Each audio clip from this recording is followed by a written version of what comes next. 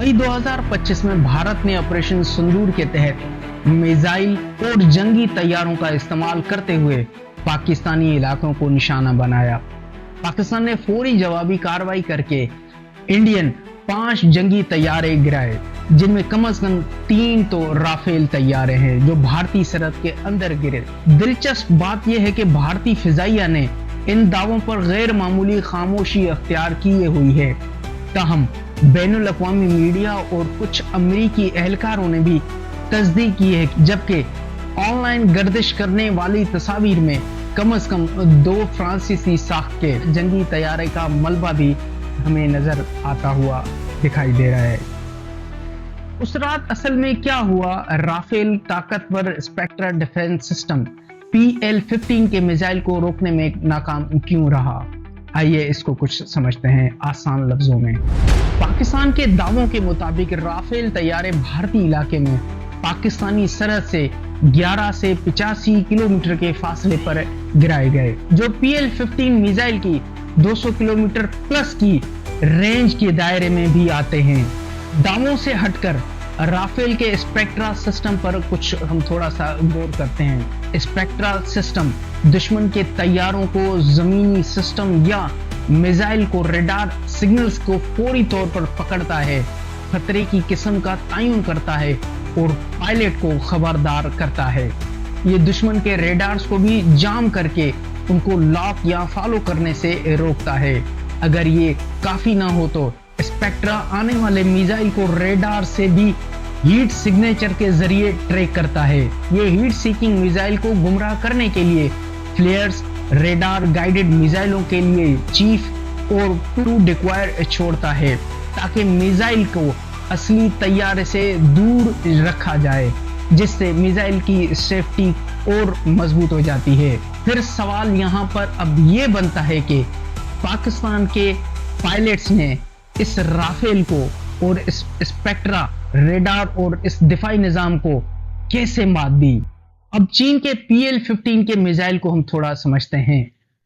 Rafale को गिराने का जिम्मेदार बताया जाता है PL-15 को। यह चीन का 200 किलोमीटर से जायद रेंज वाला BVR मिसाइल सिस्टम है, जिसे पाकिस्तान ने J-10C और JF थंडर ब्लॉक 3 तैयारों पर नस्ब किया। PL-15 एक्टिव रेडार गाइडेंस इस्तेमाल करता है, यानी लॉक इन करने के बाद ये बगैर मदद के हदफ का पीछा कर सकता है। ये मिसाइल जदीद तैयारों जैसे राफेल और F-22 को भी इनके खतरा महसूस कराने से पहले निशाना बनाने के लिए चाइना ने डिजाइन किया है।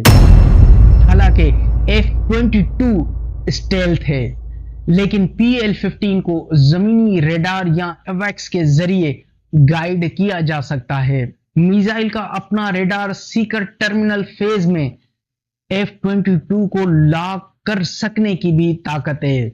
PL-15 का नया वर्जन रैम जेट इंजन के साथ ज्यादा स्पीड और रेंज फराहम करता है, जिससे J-20 तैयारे और F-22 को इसके लिए खतरा समझा जा सकता है। इसके अलावा PL-15 का ASA रेडार इलेक्ट्रॉनिक वॉरफेयर और जैमिंग के खिलाफ भी मज़ाहमत करता है और हदफ को डिक्वायर से मुमताज कराता है। सबसे अहम बात यह कि ये एयर डायनामिक मैन्यूवरिंग फेंस के जरिए इंतहाई फुर्तीले अहदाफ को भी टर्मिनल फेज में शिकस्त दे सकता है। This is PL-15। अब आते हैं राफेल वर्सेस PL-15। PL-15 ने राफेल को कुछ इस तरीके से निशाना बनाया। राफेल के स्पेक्ट्रा सिस्टम में कुछ कमजोरियां हैं।